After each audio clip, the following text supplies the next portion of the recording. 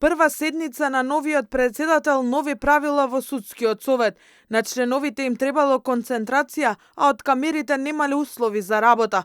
Новоизбраниот председател Сашко Георгиев на седницата во највисокото судско тело донесе нови правила за присуство на јавноста. Сега само новинарите ќе пишуваат за случувањето од внатре, а единствен сведок за хаосот на седниците ќе останат само досега снимените видеоматеријали. Јавноста е присутна, но камерите, ве молам, ќе мора да не оставите да работиме. Јас само пренесувам заклучоци на судскиот совет. Ве молам, дали е спорно нешто за врска со ова? Дали нешто е спорно во однос на тоа што го изнесувам? Поред. Несогласувањата повторно беа присутни. Разрешената председателка Дамева тврдеше дека не била консултирана за ваквата одлука која што членовите ја донеле на колегиум, но по едногласната одлука ниту таа не се противеше седницата да продолжи без камери.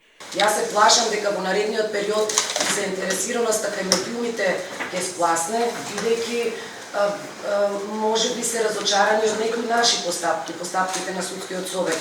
Така да јас категорично сум против, се дури има интерес треба и да снимаат и да следат, но сепак тоа останува на вас, јас категорично се спротивставувам на ова. Со ова се прекина повеќе годишната пракса во судскиот совет на која без проблем во цело се снимаа седниците. Сега, вели Георгиев, може да снима една камера, што беше обид и на екс-председателката Црвенковска, па материјалите да бидат доставени до сите редакции. Но тоа не се реализираше бидејќи никој од советот не се консултирале со МИА или јавниот сервис дали имаат услови за да го прават тоа.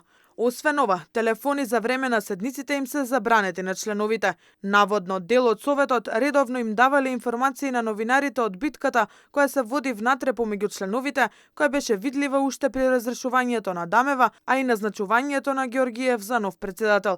Со поставувањето на Дамева како прв човек на судското тело во декември лани, советот постојано го привлекува вниманието на јавноста со караници, тензии, поделеност помеѓу членовите, но и незаконски постапувања, пошто од невладиниот сектор бараа оставки од сите членови.